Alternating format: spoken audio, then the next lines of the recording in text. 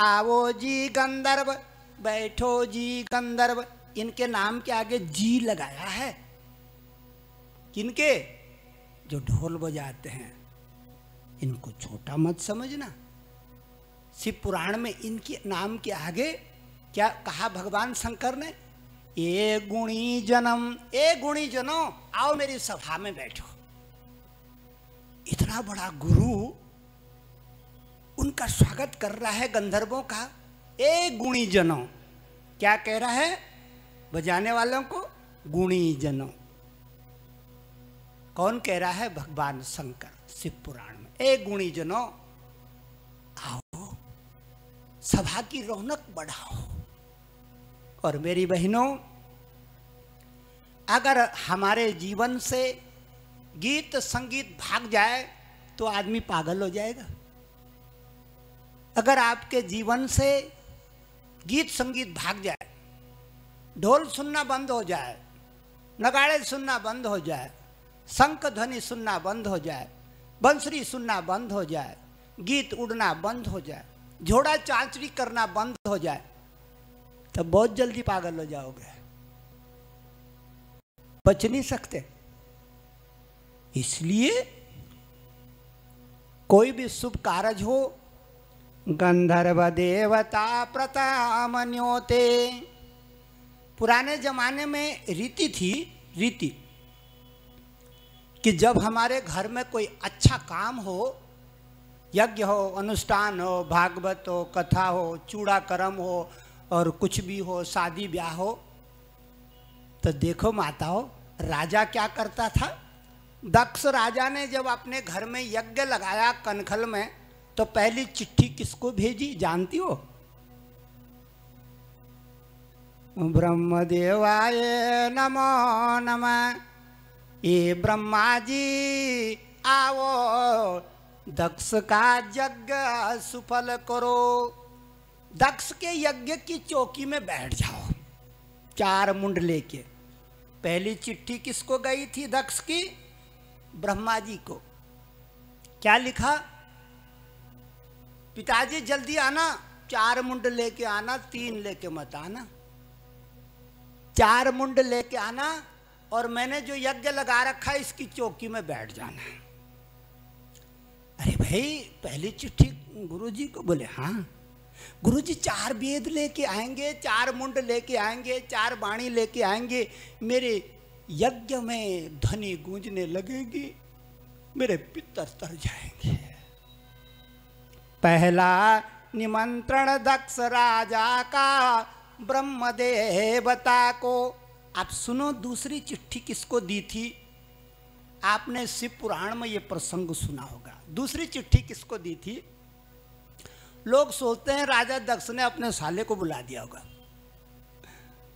अपने रिश्तेदार को बुला दिया होगा। ना ना, साले को नहीं बुलाया। जैसे हम बुलाते हैं पहली चिट्ठी साले के नाम, भाई फलाना काम हो रहा है, और कोई आए ना आए साला जरूर आए। लेकिन दक्ष महाराजा है, नियम से चलता है। पहली चिट्ठी ब्रह्म को, दूसरी निमंत्रण पत्र राजा का गंधर्वाय नमो नमः। 27 गंधर्वों के नाम। और जब गंधर्वों के नाम दी तो गंधर्व बाजा बजाते बजाते आए। तुम बरो गंधर्व, हा हा गंधर्व, हो गंधर्व, आओ जी गंधर्व, बैठो जी गंधर्व, सोने के पंख वाले गंधर्व, चांदी के पंख वाले गंधर्व, स्वर्ण मौली गंधर्वाये नमो नमः। 27 गंधर्व अपना बाजा पकड़ कर भाग रहे हैं धरती की ओर। हमारे गांव में एक चाचा जी थे, चेतराम जी, तो मैं उनकी संगत में रहता था। थे तो अनपढ़ लेकिन गीता कंठस्थ। तो उनको कुछ सिद्धियां थी, उनमें से एक सिद्धि थी चंद्रमौली गंधर्व की।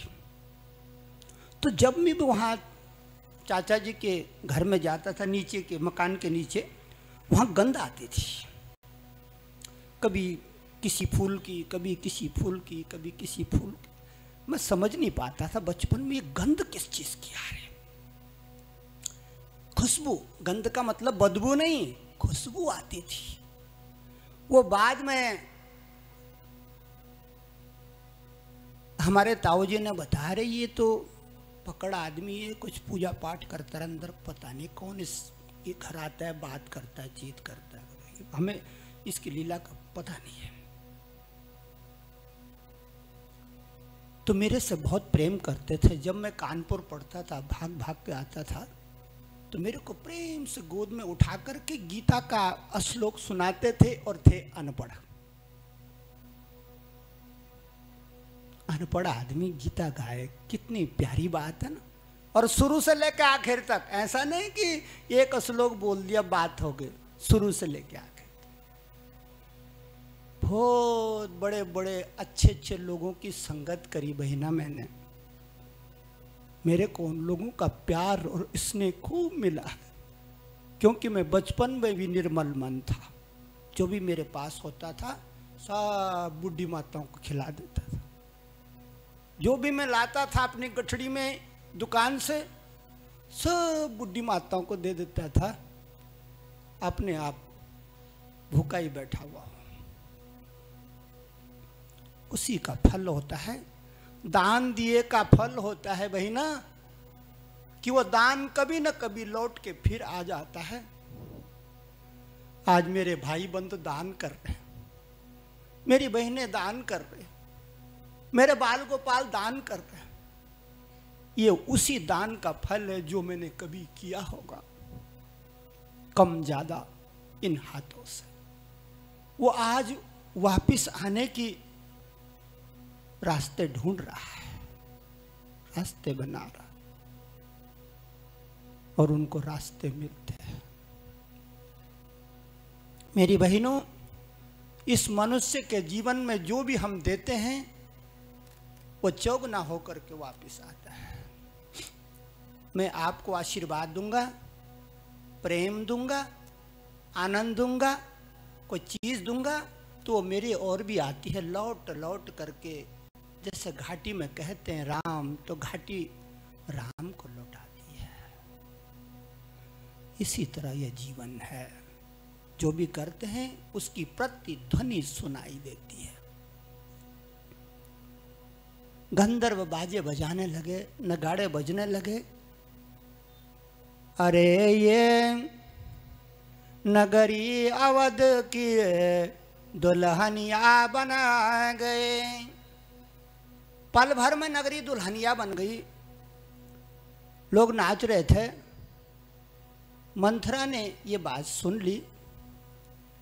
मंथरा कहते हैं बिटिया उसको जो अपनी मालकिन की लिपा पोती करती है, यानी अपने मालकिन के बाल बनाती है, लिपा पोती करती है, कजरा संवारती है, कुंडल पहनाती है, हार पहनाती है, पीठ थपथपाती है, और शीशे में शीशे के बदले देखती भी रहती है कि कहाँ पे काला है, कहाँ पे लाल है। उसको कहते हैं मंथरा, जो अपनी दान दात्री का मन परखती रहती पले पले। और जो आप श्रृंगार करेगी वो आपको भगा भी सकती है, आपको उल्टी बात भी बता सकती है। क्यों? वो आपका श्रृंगार लिप्पा पोती करती है। आपके कान उसके काबू में है, आपके कानों का वो बंटाधार कर सकती है। हो सकता है आपको भड़का दे अपने पति के विषय में, आप शाम से अपने पति के बैरी हो जाएंगे।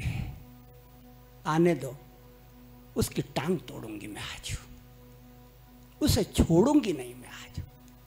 तो मंथरा कहते हैं जो दूसरे के